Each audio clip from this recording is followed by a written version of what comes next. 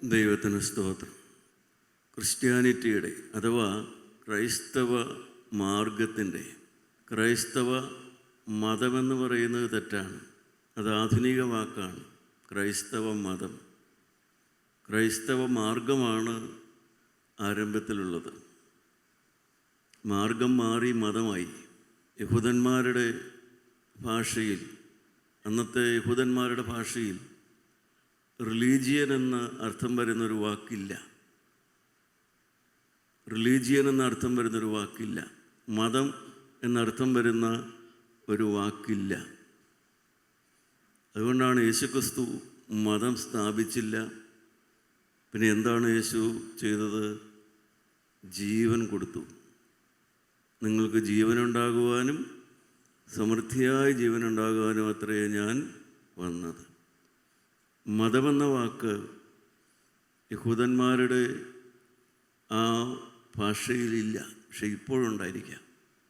എന്ന് പറഞ്ഞ പോലെ ക്രിസ്തീയ മതമെന്നുള്ളത് ആധുനിക പദമാണ്. ക്രിസ്തീയ മാർഗമെന്നുള്ളതാണ് അതിൻ്റെ ആരംഭത്തിലെ ശരിയായ പേര്. ക്രിസ്തീയ മാർഗം, ദ വേ ഓഫ് ക്രൈസ്റ്റ്. ക്രിസ്തു എങ്ങനെ ജീവിച്ചുവോ അതാണ് ദ ക്രിസ്ത്യൻ വേ എന്ന് പറയുന്നത്. അതിൻ്റെ ആരംഭം കാലമെന്ന് പറയുന്നത് വേദപുസ്തകത്തിലെ അപ്പോസ്തല പ്രവൃത്തികളുടെ പുസ്തകം 1-ാം അധ്യായത്തിൻ്റെ 1-ാം വാക്യം മുതൽ 8-ാം അധ്യായത്തിൻ്റെ 3-ാം വാക്യം വരെയുള്ള കാലമാണ് ക്രിസ്ത്യാനിറ്റിയുടെ ആരംഭ കാലഘട്ടം എന്ന് പറയുന്നത്. 8-ാം അധ്യായത്തിൻ്റെ 3-ാം വാക്യത്തിൽ നാം വായിച്ചു നിർത്തുന്നത് അപ്പോസ്തലനായ ശൗൽ വീട് തോറും കയറി പുരുഷന്മാരെയും സ്ത്രീകളെയും വലിച്ചിഴച്ച് അവരെ പീഡിപ്പിച്ചിരുന്നു. സ്തേഫാനോസിൻ്റെ മരണത്തെ തുടർന്നുള്ളതായ സംഭവമാണ് അവിടെ പറയുന്നത്. ആ കാലഘട്ടമാണ് ക്രൈസ്തവ മാർഗത്തിൻ്റെ ആരംഭ കാലഘട്ടം എന്ന് പറയുന്നത്. കർത്താവായ യേശു മരിച്ചതിന് ശേഷം ഏതാണ്ട് 4 കൊല്ലം കഴിഞ്ഞാണ് സ്തേഫാനോസിൻ്റെ രക്തസാക്ഷി മരണം എന്നാണ് പറയപ്പെടുന്നത്. സ്തേഫാനോസിൻ്റെ രക്തസാക്ഷി മരണം ക്രിസ്തുവിൻ്റെ മരണത്തിന് ശേഷം ഏതാണ്ട് 4 കൊല്ലം കഴിഞ്ഞാണ്. നിങ്ങൾക്കറിയാം, യഹൂദ ചരിത്രം ആരംഭിക്കുന്നത് മിസ്രൈമിലെ കണ്ണുനീരിലാണ്. യഹൂദന്മാരുടെ ചരിത്രം ആരംഭിക്കുന്നത് മിസ്രൈമിലെ അടിമവേലയും അവിടെ കിടന്ന് ഊഴിയവിചാരകന്മാരുടെ മർദ്ദനത്തിലുമാണ് യഹൂദ പാരമ്പര്യം ആരംഭിക്കുന്നത്. തുടർന്നങ്ങോട്ട് ഏതാണ്ട് വർഷങ്ങൾ കഴിഞ്ഞപ്പോൾ, 4000-ഓളം വർഷം കഴിഞ്ഞാണ് അവർ അന്നത്തെ ഭരണകൂടത്തെ സ്വാധീനിച്ച് കർത്താവായ യേശുവിനെ ക്രൂശിലേറ്റി കൊന്നു. കണ്ണുനീരോടെ ആരംഭിച്ചതായ ആ യഹൂദമതം ആർത്തുപാടി കർത്താവായ യേശുവിനെ ക്രൂശിച്ചു. അതേ തുടർന്ന് ഏതാണ്ട് 4 കൊല്ലം കഴിഞ്ഞപ്പോൾ സർക്കാരിൻ്റെ അനുവാദവും വേണ്ട, ഒത്താശയും വേണ്ട, ഒന്നും വേണ്ടാതെ സ്തേഫാനോസിനെ അവർ കല്ലെറിഞ്ഞു കൊന്നു. അതിനവർ ഒരു രാജാവിൻ്റെയോ നാടുവാഴിയുടെയോ അനുവാദം പോലും ചോദിച്ചില്ല. എന്നാൽ തുടർന്ന് നാം വേദപുസ്തകം നോക്കിയാൽ കാണാം, യഹൂദ ചരിത്രം ഏതാണ്ട് അവിടെ അവസാനിക്കുകയാണ്. സ്തേഫാനോസിനെ കൊന്നതോടുകൂടെ യഹൂദന്മാരെ കുറിച്ചുള്ളതായ വേദപുസ്തകത്തിൽ പറയുന്ന ഭാഗം അവസാനിക്കുകയാണ്. ദൈവമക്കളെ, എന്നാൽ സ്തേഫാനോസിനെ കൊല്ലുന്ന കാലമാകുമ്പോഴേക്കും ആ 3 കൊല്ലത്തിനിടയ്ക്ക്, ക്രിസ്തുവിൻ്റെ മരണത്തിന് ശേഷം സ്തേഫാനോസിൻ്റെ മരണത്തിനിടയ്ക്കുള്ള ആ 3 കൊല്ലം കൊണ്ട് യഥാർത്ഥത്തിൽ ദൈവരാജ്യം മനുഷ്യഹൃദയത്തിൽ സ്ഥാപിതമായി കഴിഞ്ഞു. സ്നേഹത്തിൽ അധിഷ്ഠിതമായ, ക്ഷമയിൽ അധിഷ്ഠിതമായ, സമാധാനത്തിൽ അധിഷ്ഠിതമായ ആ ക്രൈസ്തവ മാർഗം മനുഷ്യഹൃദയത്തിൽ സ്ഥാപിക്കപ്പെട്ടു കഴിഞ്ഞു. ആ ചുരുങ്ങിയ കാലം കൊണ്ട് തന്നെ എന്താണ് സംഭവിച്ചത് നിങ്ങൾക്കറിയാം. കർത്താവായ യേശുവിനെ ക്രൂശിച്ചു കഴിഞ്ഞപ്പോൾ പിന്നീട് അവിടെ അതൊരു വലിയ സംഭവമായിരുന്നല്ലോ. അന്നത്തെ പാവപ്പെട്ട മനുഷ്യർക്കൊരു ഷോക്കായിരുന്നത്. ഇനി എന്ത് ചെയ്യും? ഭീഷണി, നിലനിൽക്കാൻ മാർഗമില്ല. സഹായം പ്രതീക്ഷിച്ചത് യേശുവിനെ മാത്രം. യേശുവാണെങ്കിൽ അവൻ ക്രൂശിൽ കൊല്ലപ്പെട്ടു. നീ എന്ത് ചെയ്യുമെന്നുള്ളതായ ഒരു വലിയൊരു ആശങ്കയുടെ കാലമായിരുന്നു. അവരാണെങ്കിലോ അക്കാലത്തെ അടിമകൾ, മുക്കുവന്മാർ, വലിയ പരിജ്ഞാനമില്ലാത്തവർ, പഠിപ്പില്ലാത്തവർ, ജ്ഞാനമില്ലാത്തവർ എന്നൊക്കെയാണ് അവരെ വിളിച്ചിരുന്നത് തന്നെ. അങ്ങനെയുള്ളതായ കുറേ പാവപ്പെട്ട മനുഷ്യർ മാത്രം അവശേഷിച്ചു. ബാക്കി ആരുമില്ല അവരുടെ കൂടെ. അധികാരികളില്ല, സഭയില്ല, ജ്ഞാനികളില്ല, പണക്കാരില്ല, ആരുമില്ല. നിസ്സാരന്മാരായ കുറേ അടിമകളും ആ സാധാരണക്കാരായ കുറേ നാട്ടുകാരും മാത്രം അവശേഷിച്ചു. പക്ഷേ അവിടെ ഒന്നും അവസാനിച്ചില്ല. എന്താണ് ഉണ്ടായത്? ഐഹികമല്ല എന്ന് യേശു പറഞ്ഞ ആ ഐഹികമല്ലാത്ത രാജ്യം ആ പാവപ്പെട്ടവരുടെ, ആ പട്ടിണിപ്പാവങ്ങളുടെ, വിദ്യാഭ്യാസമില്ലാതെ പാണ്ഡിത്യമില്ലാത്തതായ ആ പട്ടിണിപ്പാവങ്ങളുടെ ഹൃദയത്തിൽ ദൈവരാജ്യം സ്ഥാപിതമായി. സ്നേഹം, സമാധാനം, ക്ഷമ, സഹനം, ഇതെല്ലാം മുഖമുദ്രയായിട്ടുള്ളതായ ആ ദൈവരാജ്യം അവരുടെ ഹൃദയത്തിൽ സ്ഥാപിതമായി. ആർക്കും തടുക്കാൻ സാധിച്ചില്ല. ആ മുക്കുവന്മാരെ, പട്ടിണി പാവങ്ങളെ, നിസ്സാരന്മാരെ ക്ഷമിക്കുന്ന സ്വഭാവം, സഹിക്കുന്ന സ്വഭാവം, സ്നേഹിക്കുന്ന സ്വഭാവം, സമാധാനം ഉണ്ടാക്കുകയുള്ളൂ. അങ്ങനെയുള്ളതായ ആ ദൈവരാജ്യത്തിൻ്റെ ഹൃദയത്തിൽ ആ ദൈവരാജ്യം സ്ഥാപിക്കപ്പെട്ടതായ ആ പാവപ്പെട്ട മനുഷ്യരെ തകർക്കുവാൻ അന്നത്തെ സാമ്രാജ്യത്തിന് സാധിച്ചില്ല, അന്നത്തെ മതത്തിന് സാധിച്ചില്ല, ആരെക്കൊണ്ട് സാധിച്ചില്ല. അത് അതിവേഗത്തിൽ ആ സ്നേഹ സാമ്രാജ്യം വളരാൻ തുടങ്ങി. ദൈവത്തിന് സ്തോത്രം. അതാണ് ക്രൈസ്തവ മാർഗത്തിൻ്റെ ആദ്യകാലം എന്ന് പറയുന്നത്.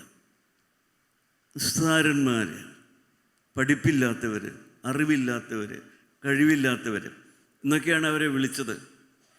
എന്നൊക്കെയാണ് അന്നത്തെ സമൂഹം അവരെ വിളിച്ചത്. പക്ഷേ അവരുടെ ഹൃദയത്തിൽ വന്നതായ ആ ദൈവരാജ്യം, സ്നേഹം, സമാധാനം, സഹനം, സന്തോഷം, ആ സാമ്രാജ്യത്തെ പൊളിക്കാൻ ഒന്നിനും സാധിച്ചില്ല. അതിവേഗത്തിൽ ആ സാമ്രാജ്യം, സ്നേഹ സാമ്രാജ്യം വളരാൻ തുടങ്ങി. പരിശുദ്ധാത്മാവ് അവരിലൂടെ പ്രവർത്തിക്കാൻ തുടങ്ങി. നിങ്ങൾക്കറിയാം, പഴയ നിയമകാലത്ത് പരിശുദ്ധാത്മാവിൻ്റെ പ്രവർത്തനത്തെക്കുറിച്ച് ഇപ്രകാരമാണ് നാം വായിക്കുന്നത്. ഉൽപ്പത്തി 6:3. അപ്പോൾ യഹോവ, മനുഷ്യനിൽ എൻ്റെ ആത്മാവ് സദാകാലം വാദിച്ചു കൊണ്ടിരിക്കുകയില്ല.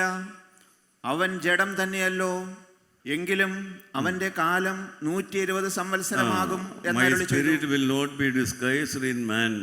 I will give him 120 days to mend his ways. പരിശുദ്ധാത്മാവ് മനുഷ്യനിൽ വസിച്ചുകൊണ്ടിരിക്കുകയില്ല. കാരണം അവൻ്റെ ഹൃദയം ദുഷ്ടതയുള്ളതാണ്. അതുകൊണ്ട് എൻ്റെ ആത്മാവ് മനുഷ്യരിൽ വസിക്കുകയില്ല. അതാണ് നാം പഴയ നിയമത്തിൽ വായിക്കുന്നത്.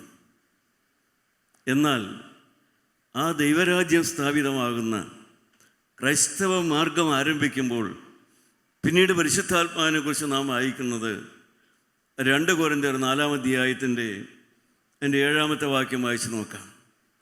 എങ്കിലും ഈ അത്യന്ത ശക്തി ഞങ്ങളുടെ സ്വന്തമെന്നല്ല, ദൈവത്തിൻ്റെ ദാനമത്രേ എന്ന് വരേണ്ടതിന് ഈ നിക്ഷേപം ഞങ്ങൾക്ക് മൺപാത്രങ്ങളിലാകുന്നു ഉള്ളത്.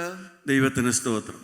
മനുഷ്യനിൽ വസിക്കുകയില്ല എന്ന് പറഞ്ഞ അതേ ആത്മാവ് മൺകൂടാരങ്ങളിൽ വന്ന് വസിക്കാൻ തുടങ്ങി.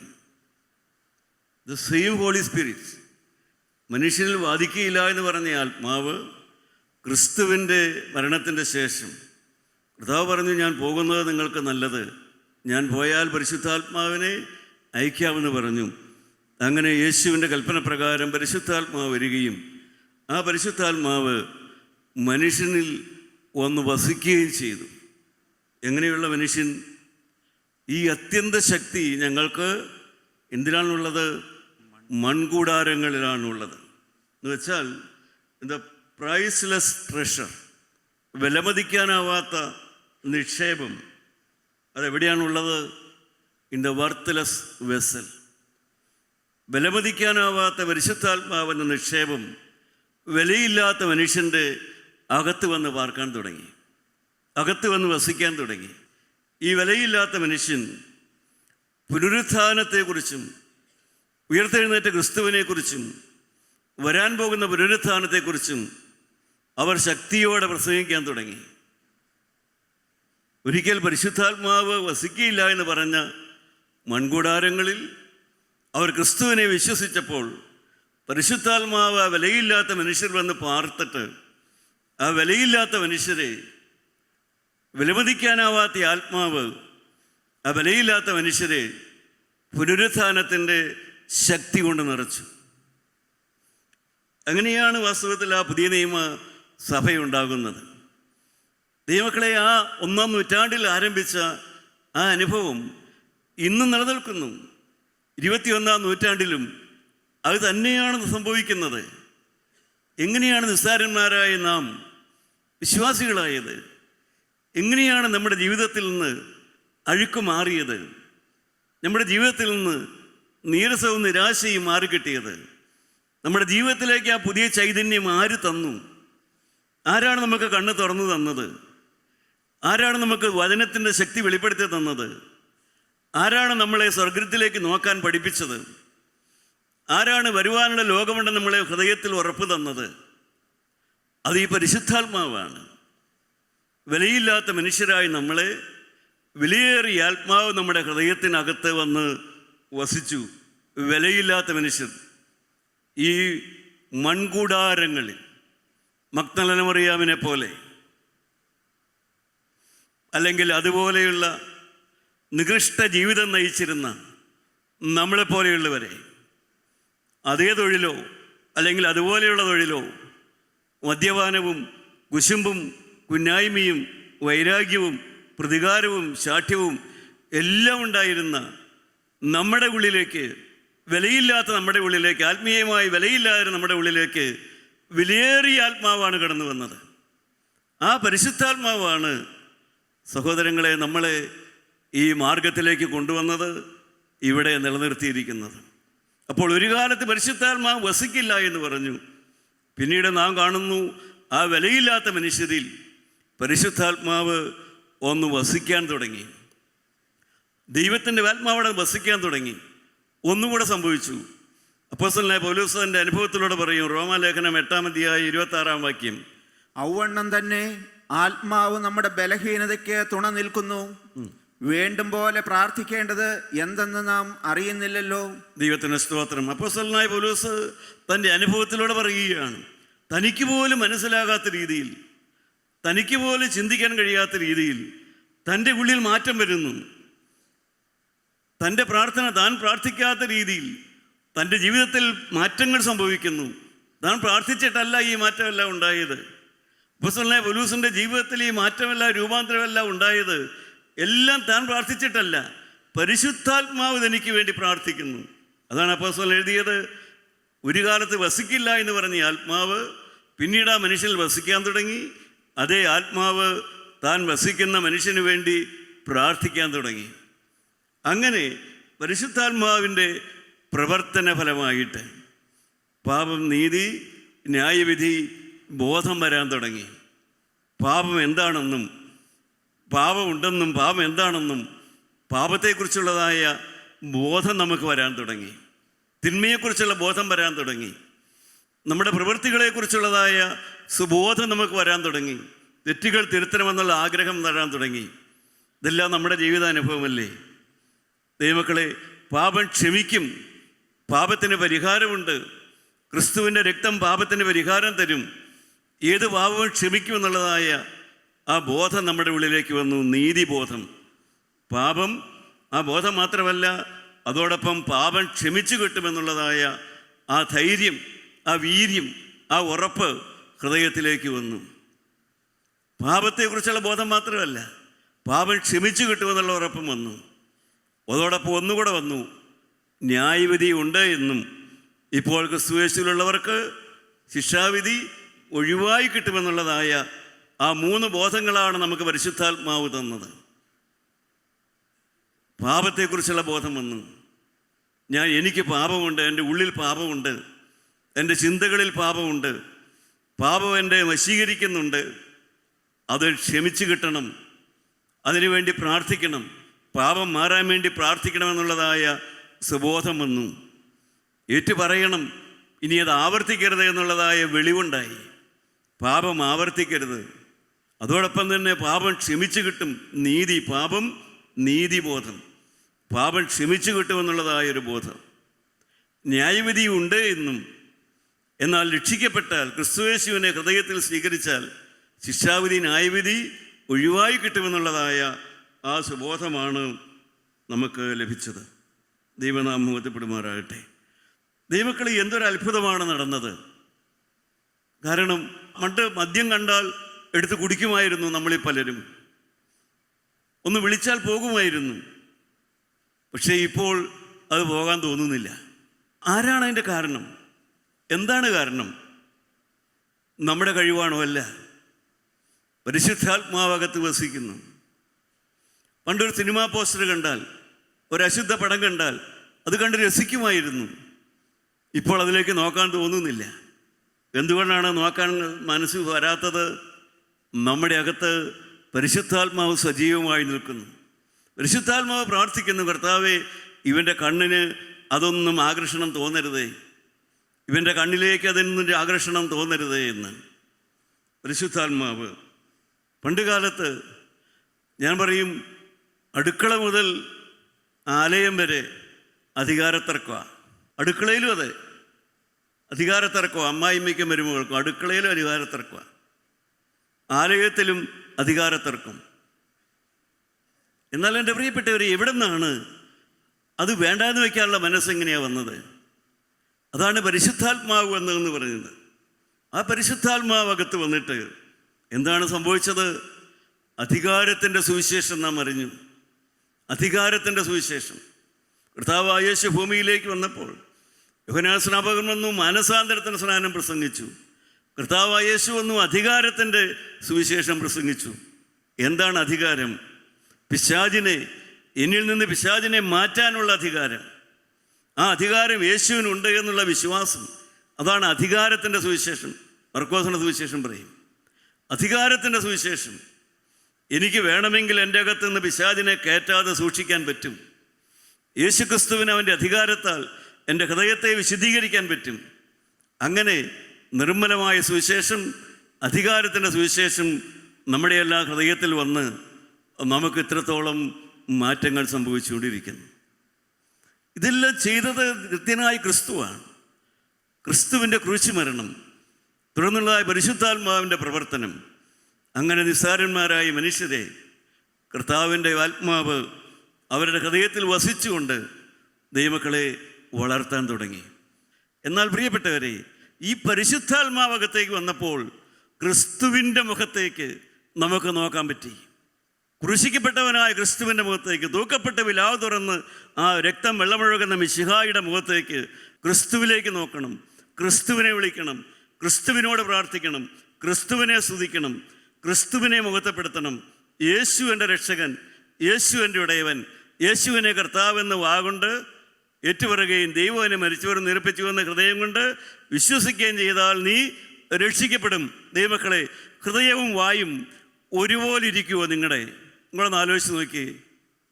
ഹൃദയവും വായും ഒരുപോലെയാണോ? നിങ്ങൾ വാഗൊണ്ട് പറയുന്ന പോലെയാണോ നിങ്ങളുടെ ഹൃദയം?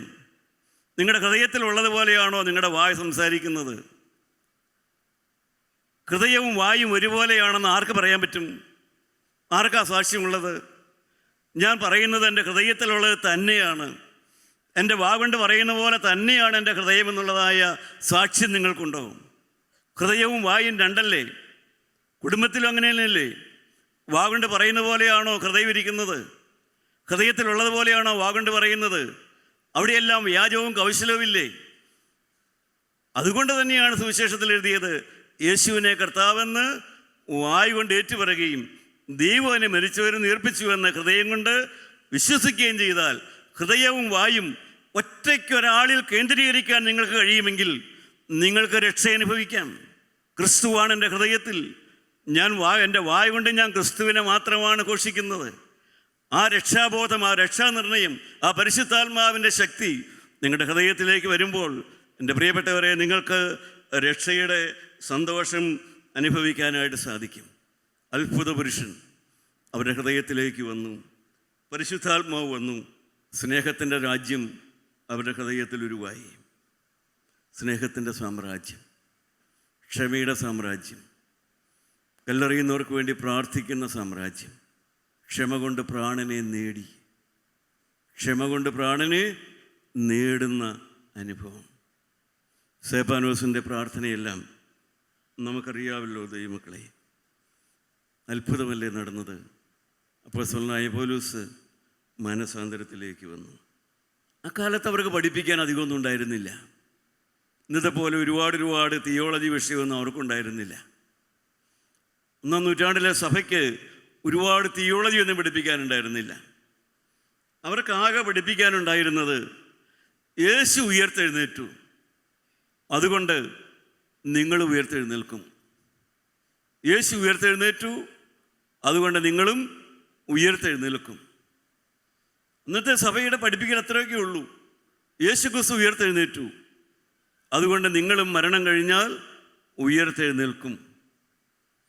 ഒരു മാനസാന്തര ചൈതന്യം, പരിശുദ്ധാത്മാവിനെ പ്രാപിക്കണം.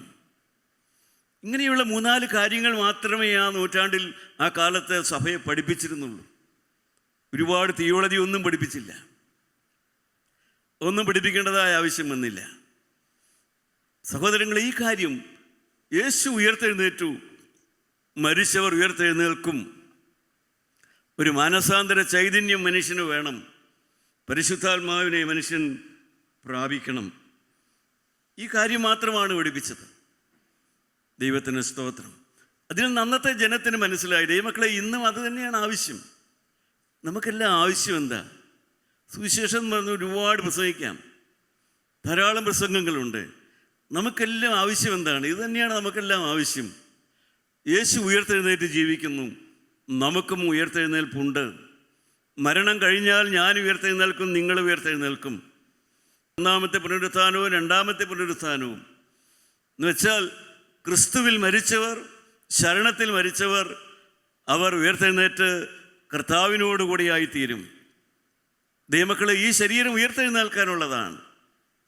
അതാണ് നമ്മളെ പഠിപ്പിച്ച കാര്യം. യേശു ഉയർത്തെഴുന്നേറ്റു, നാമും മരണം കഴിഞ്ഞാൽ ഉയർത്തെഴുന്നേൽക്കും. ഉയർത്തെഴുന്നേൽപ്പുണ്ട്. 2-ാമത്, മനുഷ്യന് മാനസാന്തരം ആവശ്യമാണ്. മാനസാന്തരം സാധിക്കും, അത് അസാധ്യമായ കാര്യമല്ല. അതുപോലെ തന്നെ പരിശുദ്ധാത്മാവിനെ പ്രാപിക്കാം. മനുഷ്യനതിന് ദാഹമുള്ളവനാകണം. പരിശുദ്ധാത്മാവിനെ പ്രാപിക്കാനുള്ള ദാഹം, പരിശുദ്ധാത്മാവകത്ത് നിന്ന് വസിക്കാനുള്ളതായ ദാഹം, ഈ മൺകൂടാരങ്ങളിൽ പരിശുദ്ധാത്മാവ്, വിലയേറിയ ആത്മാവ് വസിക്കണമെന്നുള്ളതായ ദാഹം, ശുദ്ധമുള്ള റൂഹായുടെ കുടിയിരിപ്പ് ഭവനമായി എന്നെ ചമയ്ക്കണമേ എന്ന് പ്രാർത്ഥിക്കാൻ പഠിപ്പിച്ച പിതാക്കന്മാരെ പോലെ ഈ പരിശുദ്ധാത്മാവ് എൻ്റെ അകത്ത് വസിക്കണം. ആ നിർബന്ധം, ആ ആത്മീയമായ തീഷ്ണത നമുക്കുണ്ടാകണം. ദൈവത്തിന് സ്തോത്രം. ദൈവമക്കളെ, ഇതെല്ലാമാണ് വേണ്ടത്. എന്താ വാസ്തവത്തിൽ മനുഷ്യർക്ക് എന്താ ആവശ്യം? ഇക്കാലത്ത് ക്രിസ്ത്യാനിക്ക് എന്താ ആവശ്യം? ക്രിസ്ത്യാനിക്ക് എന്താ ആവശ്യം? പള്ളിയാണോ ആവശ്യം? ശവക്കോട്ടയാണോ ആവശ്യം? ക്രൈസ്തവ സഹോദരങ്ങളെ, നിങ്ങൾ ചിന്തിക്കണം, എന്താണ് ആവശ്യം? പള്ളിയാണോ ആവശ്യം? ശവക്കോട്ടയാണോ ആവശ്യം? മുത്തുക്കുടയാണോ ആവശ്യം? പൊന്നുംകുരിശാണോ ആവശ്യം? എന്താണ് ആവശ്യം? ക്രിസ്ത്യാനിറ്റിക്ക് ഇന്ന് ആവശ്യം എന്താണ്? ക്രൈസ്തവരുടെ ഇന്ന് ആവശ്യം എന്താണെന്ന് അവന് തന്നെ നിർവചിക്കാൻ അറിഞ്ഞുകൂടാ, അവന് തന്നെ പറയാൻ അറിഞ്ഞുകൂടാ. ഇന്ന് വേണ്ട, നമ്മൾ കുടുംബജീവിതം ആലോചിക്കുക. നമ്മുടെ എല്ലാം വീടുകളിൽ ഭാര്യയും ഭർത്താവും ഒക്കെ ഉണ്ട്. നമുക്ക് എന്താ ആവശ്യം? മൃഷ്ടാന ഭോജനമാണോ ആവശ്യം? വിലയേറിയ ഭക്ഷണമാണോ ആവശ്യം? വലിയ കൊട്ടാരം പോലത്തെ വീടാണോ ആവശ്യം? കുറേ എസ്റ്റേറ്റാണോ ആവശ്യം? അതാണോ നമുക്ക് ആവശ്യം? അതൊന്നുമല്ല ആവശ്യം. ഭാര്യയും ഭർത്താവും തമ്മിൽ ഐക്യമുണ്ടാകണം. ഹൃദയം കൊണ്ട് ഒന്നാവണം. ഹൃദയം കൊണ്ട് ഒന്നായി ജീവിക്കാൻ സാധിക്കണം. അതല്ലേ ആവശ്യം. അല്ലാതെ വലിയ മൃഷ്ടാന ഭോജനമോ കുറേ വലിയ കൊട്ടാരമോ കുറേ രൂപയല്ല നമുക്ക് ആവശ്യം. കുടുംബജീവി നയിക്കുന്ന സഹോദരങ്ങളെ നിങ്ങളൊന്ന് ആലോചിച്ച് നോക്കൂ. എന്താണ് നിങ്ങൾക്ക് ആവശ്യം? നിങ്ങളുടെ കുടുംബത്തിൽ എന്താണ് നിങ്ങൾക്ക് ആവശ്യം? ആവശ്യങ്ങളെന്ന് പറഞ്ഞ് പലതും പറയും. പക്ഷേ ഞാൻ പറയും, പരമപ്രധാനമായ ആവശ്യം നിങ്ങൾക്ക് രണ്ടുപേർക്കും തമ്മിൽ ഒരു മനസ്സുണ്ടാവുക എന്നുള്ളതാണ്. ഒരു മനസ്സുണ്ടാവുക, ഐകമത്യത്തിലാകാൻ സാധിക്കുക. അങ്ങനെ സാധിക്കുമെങ്കിൽ ഇന്നത്തെ അനേക പ്രാർത്ഥനാ വിഷയങ്ങൾക്ക് അവിടെ പരിഹാരം വരും.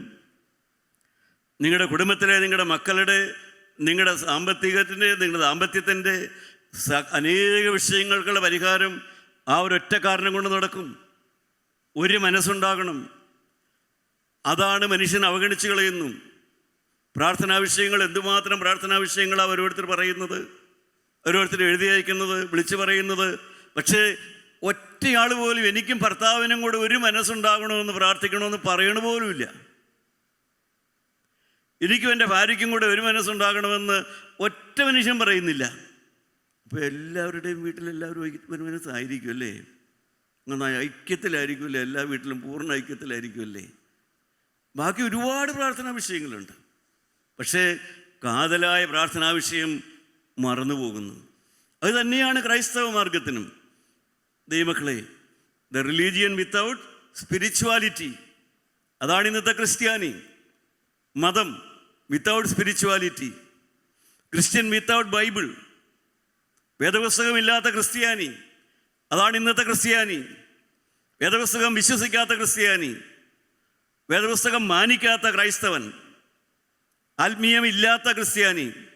സഹോദരങ്ങളെ, നമുക്കെല്ലാം നാം ഇതിൻ്റെ എല്ലാം നടുവിൽ, നാം ഏതെങ്കിലും തിരുത്തൽവാദമല്ല, നാം ഇതിൻ്റെ എല്ലാം നടുവിൽ നിന്നുകൊണ്ട് സഭ മാറണ്ട, മതം മാറണ്ട, പുതിയ സഭയുണ്ടാക്കണ്ട, പള്ളിയും ഇതൊന്നും മാറണ്ട. എന്നാൽ യഥാർത്ഥമായിട്ട് ക്രിസ്തുവും നിങ്ങളും ഒന്നാകണം. യേശുവും ദൈവവും നിങ്ങൾ ഒന്നാകണം, നിരപ്പാകണം. ദൈവത്തിൻ്റെ ഹൃദയത്തിലേക്ക് നിങ്ങൾ വരണം. ദൈവം ആഗ്രഹിക്കുന്ന പോലുള്ള ജീവിതം നിങ്ങൾ നയിക്കണം. ദിവസവും രാവിലെ പ്രാർത്ഥിക്കണം, കർത്താവേ, ഞാൻ ഇന്ന് എന്താ ചെയ്യേണ്ടത്? ഞാൻ നടക്കേണ്ടുന്ന വഴി എനിക്ക് കാണിച്ചു തരണം. ഭഗവാനായ പൗലോസ് മാനസാന്തരപ്പെട്ട് കഴിഞ്ഞപ്പോൾ ആദ്യം ചോദിച്ചെന്താ? കർത്താവേ, ഞാൻ ഇനി എന്ത് ചെയ്യണം? ഞാൻ ഇനി എന്താ ചെയ്യേണ്ടത്? പ്രിയപ്പെട്ടവരെ, അങ്ങനെ കർത്താവായ യേശുവിനോട്, കർത്താവേ, ഞാൻ എന്താ ചെയ്യേണ്ടത്?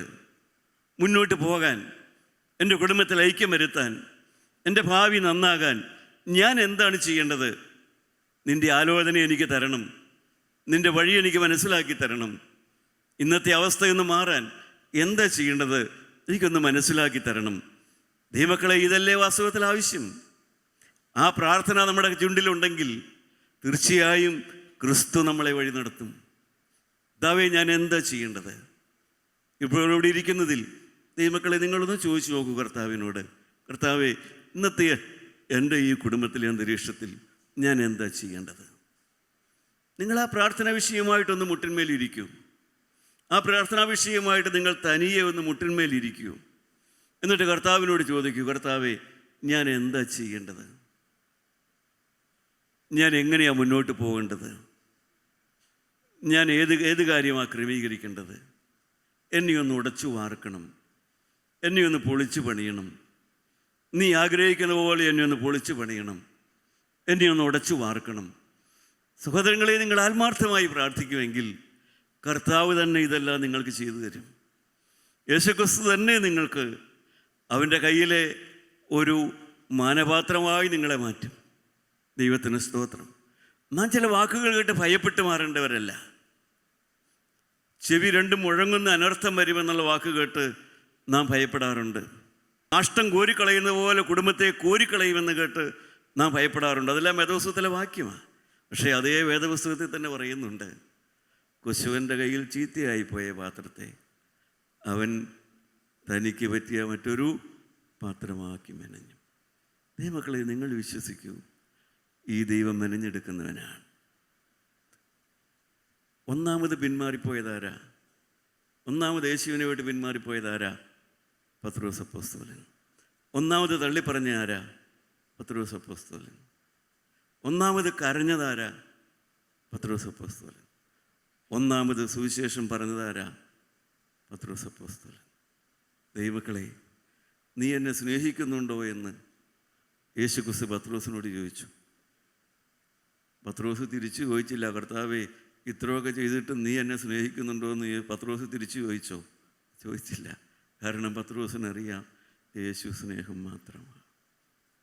യേശു സ്നേഹം മാത്രമാണ്. ദൈവമക്കളെ, ഒന്നാമത് തള്ളിപ്പറഞ്ഞവൻ, ഒന്നാമത് പിന്നെ ദൂരവേ അനുഗമിച്ചവൻ, ഒന്നാമത് കരഞ്ഞതും അവൻ തന്നെ. ഒന്നാമത് അവനെ തന്നെയാണ് കർത്താവ് സുവിശേഷം പറയാൻ എഴുന്നേൽപ്പിച്ചത്. എങ്കിൽ ദൈവവേദലേ, നിന്നെ അവൻ എഴുന്നേൽപ്പിക്കും. നിൻ്റെ തലയും അവൻ ഉയർത്തും, നിൻ്റെ കുടുംബത്തെ അവൻ ഉയർത്തും, നിൻ്റെ ഭാവിയെ അവൻ ഉയർത്തും. തള്ളിപ്പറഞ്ഞു പോയല്ലോ, പിന്മാറിപ്പോയല്ലോ, കൂട്ടുകാരെയും കൂടെ പറ്റിക്കളഞ്ഞല്ലോ, ധാരാളം ദോഷങ്ങളുണ്ട്. ദൈവമക്കളെ, ക്രൈസ്തവ മാർഗത്തിൽ ഉറച്ചു നിൽക്കുമ്പോൾ ധാരാളം നേരിടേണ്ടി വരും. കണ്ണ് ചൂന്നെടുത്ത് തരാമെന്ന് പറഞ്ഞവർ പിന്നീട് അഭിപ്രായം മാറി. ദൈവമക്കളെ, നമുക്കുടെ നേരിൽ ആരോപണങ്ങൾ വരും. ഇതെല്ലാം ഗലാത്യ ലേഖനത്തിൽ പറയുന്നുണ്ട്. നിങ്ങൾ വിശ്വസിക്കൂ, പരിശുദ്ധാത്മാവ് ഇവിടെയുണ്ട്. ഒന്നാമത് തള്ളിപ്പറഞ്ഞവനെയും ഒന്നാമത് സുവിശേഷകനാക്കി, ഒന്നാമത് പിന്നമേ അനുഗമിച്ചവനെ ഒന്നാമത് കരയുന്നവനാക്കി. ഹല്ലേലൂയ. ദൈവമക്കളെ, ഇതെല്ലാം സ്നേഹിക്കാനായിരുന്നു, ഇതെല്ലാം വളർത്താനായിരുന്നു, ഇതെല്ലാം ഉയർത്താനായിരുന്നു, ഇതെല്ലാം അവൻ്റെ നില മാറ്റാനായിരുന്നു, അവൻ്റെ ആത്മാവിന് വീര്യം പകരാനായിരുന്നു. ദൈവവേദലേ, അവൻ നിന്നോട് ഇടപെട്ടത് കുശവൻ്റെ കയ്യിലെ കണ്ണിവെണ്ണു പോലെ നിന്നെ മെനയാനായിരുന്നു. നീ വചനം വായിച്ച് ഭയപ്പെടുകയല്ല, നിൻ്റെ പാപം കണ്ട് ഭയപ്പെട്ട് മാറുകയല്ല, പാപം കണ്ട് മുന്നോട്ട് വരികയാണ് വേണ്ടത്. യേശുവിൻ്റെ ആത്മാവേ, പാപബോധം വന്ന് പുറകോട്ട് മാറുകയല്ല, മുന്നോട്ട് വരികയാണ് ചെയ്യുന്നത്. അനർത്ഥം കണ്ട് പുറകോട്ട് മാറുകയല്ല. അനർത്ഥം കഴിയുമ്പോൾ ഞാൻ ഒന്നുകൂടെ യേശുവിൻ്റെ അടുക്കലേക്ക് അടുത്തു. കർത്താവേ, പരാജയം കഴിഞ്ഞപ്പോൾ ഞാൻ ഒന്നുകൂടെ യേശുവിൻ്റെ അടുക്കലേക്ക് എടുത്തു. പത്രോസിൻ്റെ പരാജയത്തിൻ്റെ പടിവഴി കഴിഞ്ഞപ്പോൾ അവൻ ഒന്നുകൂടെ യേശുവിൻ്റെ അടുക്കലേക്ക് എടുത്തു. പ്രിയ ദൈവമക്കളെ, നിങ്ങൾ ഒന്നുകൂടെ അടുത്തേക്ക് വരികയാണ് വേണ്ടത്. ഇന്ന് നിങ്ങൾ എടുക്കേണ്ട തീരുമാനം അതാണ്. കർത്താവേ, പിന്മാറാനല്ല, പുറകോട്ട് മാറാനല്ല, കുറ്റം പറയാനല്ല. ദൈവമക്കളെ, ദൈവത്തെ അറിഞ്ഞും വിശേഷാൽ ദൈവം നിങ്ങളെ അറിഞ്ഞും. ഹല്ലേലൂയ. യേശുവിന് സക്കായിയുടെ പേരറിയാമായിരുന്നു, സക്കായിക്ക് യേശുവിൻ്റെ മുഖച്ഛായ അറിയാമായിരുന്നു, മുഖം കണ്ടറിയാമായിരുന്നു. എന്നാൽ സക്കായിയും യേശുവും കൂടെ ഒരുമിച്ച് ഒരു ദിവസം കഴിഞ്ഞുകൂടിയപ്പോൾ എന്തുണ്ടായി എൻ്റെ പ്രിയപ്പെട്ടവരെ? സക്കായിയുടെ പേര് യേശുവിനറിയാം, യേശുവിൻ്റെ മുഖം കണ്ടാൽ സക്കായിക്കറിയാം. എന്നാൽ യേശുവും സക്കായിയും കൂടെ ഒരുമിച്ച് ഒരു ദിവസം രാത്രി ജീവിച്ചു കഴിഞ്ഞപ്പോൾ എന്തെല്ലാം അറിഞ്ഞു. സക്കായിക്ക് എങ്ങനെ പണമുണ്ടായിന്ന് യേശു അറിഞ്ഞു. സക്കായിയുടെ കുടുംബജീവിതം യേശു ഇങ്ങനെയെന്ന് യേശു കണ്ടു. സക്കായിയുടെ സമർപ്പണം യേശു കേട്ടു. ഹല്ലേലൂയ. പണത്തിൻ്റെ പുറകെ താൻ എങ്ങനെ ഓടി യേശു അതറിഞ്ഞു. ഇന്ന് പണത്തെ താൻ എങ്ങനെ കാണുന്നു യേശു അറിഞ്ഞു. അവൻ്റെ കുടുംബം യേശു അറിഞ്ഞു. അതാണ് ദൈവത്തെ അറിഞ്ഞ വിശേഷാൽ ദൈവം നിങ്ങളെ അറിഞ്ഞു. ഹല്ലേലൂയ. ദൈവവേദലേ, നിനക്ക് ദൈവത്തെക്കുറിച്ചുള്ള ഒരു വിചാരം മാത്രമേ ഉള്ളൂ. അല്ല, ദൈവം നിങ്ങളെ അറിയുകയാണ്. ദൈവം നിന്നെ അറിഞ്ഞു എന്നുള്ളതായ ആ സത്യം നിന്നെ അറിയിക്കുകയാണ്. ഹല്ലേലൂയ. ജീവനുള്ള ക്രിസ്തുവിനെ അറിയുന്നത് വരെ ചില ആചാരങ്ങളുടെയും അനുഷ്ഠാനങ്ങളുടെയും ചില സഭകളുടെയോ സംഘടനയുടെയോ പുറകെ മാത്രം. എന്നാൽ യേശുവിനെ അറിഞ്ഞു കഴിയുമ്പോൾ, ഞായറാഴ്ച പള്ളിയിൽ പോയി കഴിഞ്ഞാൽ പിന്നെ സന്തോഷമായി, ഞാൻ എൻ്റെ കടമ നിർവഹിച്ചു. ദുഃഖവെള്ളിയാഴ്ച പള്ളിയിൽ പോയി കഴിഞ്ഞാൽ നല്ല സന്തോഷമാണ്, ഞാൻ എൻ്റെ ആത്മീയമായ കടമ നിർവഹിച്ചു. അതെല്ലാം ഒരു കാലമല്ലേ പ്രിയപ്പെട്ടവരെ? നാം അങ്ങനെയെല്ലാം നടന്നവരല്ലേ? നാം അതിലെല്ലാം സന്തോഷിച്ച് നടന്നവരല്ലേ? ഞായറാഴ്ച പള്ളിയിൽ പോയതാ, ദുഃഖവെള്ളിയാഴ്ച പള്ളിയിൽ പോയതാ, ഞാൻ മീറ്റിങ്ങിന് പോയതാ, അതുകൊണ്ട് ഞാൻ എൻ്റെ കടമ നിർവഹിച്ചു എന്ന് പറഞ്ഞ് നടന്ന ഒരു ആത്മീയ കാലം നമുക്കില്ലേ? ദൈവവേദലേ, അതെല്ലാം നിൻ്റെ അജ്ഞാന കാലമാണ്. ഇപ്പോൾ യേശു നിന്നെ വിളിക്കുകയാണ്. ഇപ്പോൾ അവൻ്റെ ആത്മാവ് നിൻ്റെ അകത്ത് വന്ന് വസിക്കാൻ ആഗ്രഹിക്കുകയാണ്. പരിശുദ്ധാത്മാവ് നിന്നിൽ പൊരുന്നി ആവസിക്കാൻ ആഗ്രഹിക്കുകയാണ്. നിന്റെ ജീവിതത്തെ കഴുകാൻ ആഗ്രഹിക്കുകയാണ്. നിന്നെ വെളിച്ചത്തിലേക്ക് കൊണ്ടുവരാൻ ആഗ്രഹിക്കുകയാണ്. അങ്ങനെ ഒരു ഞായറാഴ്ച പള്ളിയിൽ പോക്ക് കൊണ്ടോ ഒരു കൂട്ടായ്മ സംബന്ധം കൊണ്ടോ തീരുന്നതല്ല. യേശുവും നീയുമായുള്ള ബന്ധം, അവന് നീയുമായുള്ള ബന്ധം നിന്റെ സമർപ്പണത്തിലേക്കാണ് നടക്കേണ്ടത്. നിനക്കെങ്ങനെ പണമുണ്ടായി? ഈ പണം ആരുടേത്? ഇത് നിന്റെ സ്വന്തമാണോ? ഇതിൽ അന്യായമുണ്ടോ? നിന്റെ ജീവിതത്തിൽ അനീതിയുണ്ടോ? നിന്റെ കുടുംബത്തിൽ സ്നേഹമുണ്ടോ? നിന്റെ കുടുംബത്തിൽ ഐക്യമുണ്ടോ? നീയും നിന്റെ ഭാര്യയും തമ്മിൽ ഐക്യത്തിലാണോ? നീയും നിന്റെ ഭർത്താവും തമ്മിൽ സ്നേഹത്തിലാണോ? നീ നിന്റെ മക്കളെ വളർത്തുന്നത് ജീവനുള്ള ദൈവത്തെ പ്രാർത്ഥിക്കാൻ പഠിപ്പിച്ചുകൊണ്ടാണോ? കുടുംബ പ്രാർത്ഥനയുണ്ടോ? കുടുംബമായി ആരാധനയുണ്ടോ? തമ്മിൽ സ്നേഹമുണ്ടോ? ഐക്യമുണ്ടോ? വിനയമുണ്ടോ? വിശ്വാസമുണ്ടോ?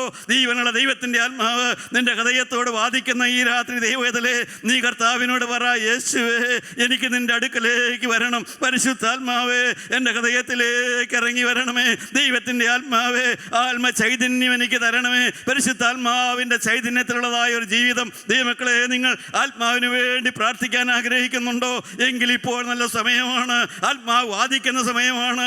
ഒരിക്കലും വാദിക്കുകയില്ല എന്ന് പറഞ്ഞ ആത്മാവ്, അകത്ത് വന്ന് വസിക്കുന്ന ആത്മാവ്, നിനക്ക് വേണ്ടി പ്രാർത്ഥിക്കുന്ന ആത്മാവ് നിനക്ക് വേണമോ സഹോദര സഹോദരി? എങ്കിൽ പരിശുദ്ധാത്മാവേ എൻ്റെ ഉള്ളിലേക്ക് വരണമേ. ദൈവത്തിൻ്റെ ആത്മാവേ എൻ്റെ ഉള്ളിലേക്ക് വരണമേ. എനിക്ക് വേണ്ടി പ്രാർത്ഥിക്കണമേ. എൻ്റെ കുറവുകൾ മനസ്സിലാക്കി തരണമേ. എനിക്ക് സുബോധം തരണമേ. എനിക്ക് സ്വഭാവബോധം തരണമേ. എൻ്റെ മേൽ ആത്മാവേ നീ ഇറങ്ങി വരണമേ. പരിശുദ്ധാത്മാവ് നിങ്ങളുടെ അകത്ത് വന്നാൽ ഇനി ആത്മാവിനെ ദുഃഖിപ്പിക്കുകയില്ല, ആത്മാവിനെ കെടുത്തിക്കളയുകയില്ല.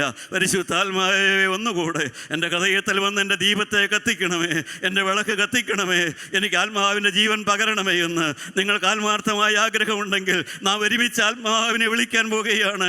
സ്തുതികളിൽ ഇറങ്ങി വരുന്ന ആത്മാവിനെ നാം വിളിക്കാൻ പോകുകയാണ്. പരിശുദ്ധാത്മാവ് തീയായി ഇറങ്ങി വരുന്ന ആത്മാവാണ്. അത് സ്തുതികളിൽ മേൽ ഇറങ്ങി വരുന്ന ആത്മാവാണ്. Hallelujah hallelujah hallelujah hallelujah hallelujah hallelujah hallelujah.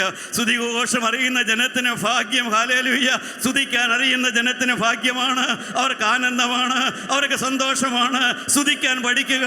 സ്തുതിയിൽ ഇറങ്ങി വരുന്ന ആത്മാവിനെ നിങ്ങൾ അറിയുക. കരങ്ങൾ ഉയർത്തി ദൈവത്തെ സ്തുതിക്കുക. Hallelujah hallelujah hallelujah. സ്തുതിഘോഷം അറിയുക. സ്തുതിയുടെ ബലം അറിയുക. സ്തുതിയുടെ ബലം മനസ്സിലാക്കുക. നിങ്ങൾ ദൈവത്തെ സ്തുതിക്കാൻ തുടങ്ങുക. ആത്മാവിൽ ആരാധിക്കാൻ തുടങ്ങുക. ദിനംതോറുമുള്ള പ്രാർത്ഥനയിൽ കരങ്ങൾ ഉയർത്തി പ്രാർത്ഥിക്കാൻ തുടങ്ങുക. നിങ്ങളുടെ കുടുംബം അനുഗ്രഹിക്കപ്പെടട്ടെ. ബന്ധനങ്ങൾ മാറട്ടെ. ശാപങ്ങൾ മാറട്ടെ. കുഞ്ഞുങ്ങൾ പറക്കട്ടെ. പരാജയം വിജയമായി മാറട്ടെ. ദൈവം നിന്നെ കരങ്ങളിൽ എടുക്കട്ടെ. സക്കായിയെ അറിഞ്ഞവനായ ദൈവം നിന്നെ അറിയട്ടെ. നിന്റെ സമർപ്പണം അറിയട്ടെ. നിന്റെ തീ അറിയട്ടെ. നിന്റെ അകത്ത് തീ വന്നത് അവൻ അറിയട്ടെ. ഇന്നു മുതൽ നീ പുതിയ സൃഷ്ടിയായി മാറുക. പുതിയ ബലത്തോടെ നടക്കുക. ഹല്ലേലൂയ. ദൈവനാമം മഹത്വപ്പെടുമാറാകട്ടെ.